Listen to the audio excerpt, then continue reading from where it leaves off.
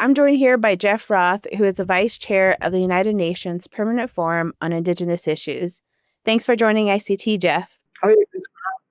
So it's been a couple of weeks since the 24th session of the United Nations Permanent Forum on Indigenous Issues that wrapped up, and the UN headquarters in New York City. What stood out to you? It was, I have to say, a rather contentious session overall, and for a couple of different reasons. One, I think there's some political issues happening in the country right now that made it very difficult here in the United States. People were concerned in coming to New York, and so I think that kept a lot of Indigenous people globally from actually showing up for the forum. I'd also say that there's members on the forum. About half of the forum are timing out. So you serve two terms on the permanent forum. And so this is the last year for a lot of us, including me. And so people were very anxious that were actually on the forum. And we had a difficult time, I think, negotiating through the report that we put out at the end. Every word in the final report has to be reached by consensus for everyone, all 16 of us on the forum. And, I would say it becomes an even more difficult task because half of us are representative of Indigenous peoples' organizations, like I am. The other half are representative of member countries of the United Nations. So as you can imagine, there's some real objections to some of the more strong language that we want to do. I know the status was, or the conversation on the ground level was, they're talking about moving the permanent forum to another country, whereas it used to be in the U.S. for quite some time. I mean, what's the status of that? Are they still talking about it, moving it?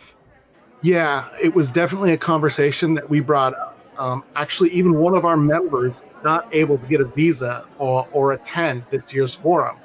So unfortunately, it's going to at least be another year before the actual recommendation from the permanent forum can be made to move the forum. But I really think that we need to do that and to ensure that as many people as possible can participate in this forum from all countries of the world.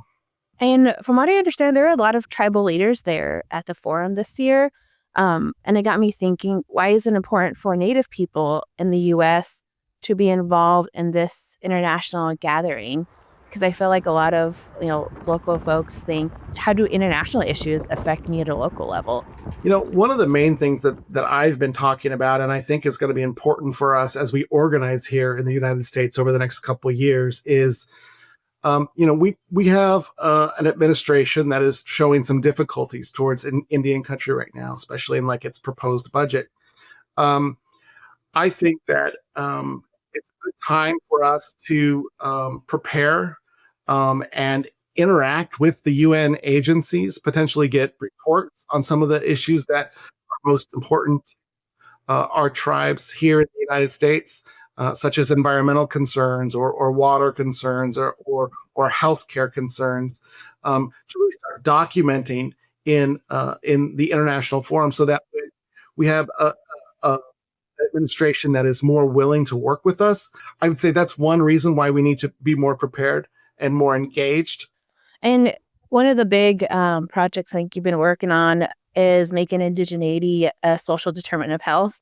And for viewers, can you talk about what's the social determinant of health, and also what's the status of making indigeneity part of that? Yeah. So about 3 years ago, we wrote a report, a member study that I authored. I gathered a group of Indigenous scholars and politicians and local leaders from around the world that helped me author this report to really identify what are the specific factors to Indigenous peoples that affect our health and wellness. So we identified 33 protective factors and risk factors. Protective factors being our language and our culture and the cultural transmission that occurs between elders and youth. And some of the negative factors as, environmental degradation and how it's, affecting our communities in way higher percentage than other communities. we identified these factors, and then we've been working closely with the WHO and other organizations to really look at specifically looking at indigeneity and all of these 33 factors under the term of indigeneity. I'm happy to announce that last week on Monday, May 6th, the WHO released their first update to the Social Determinants of Health Equity report in about 10 years.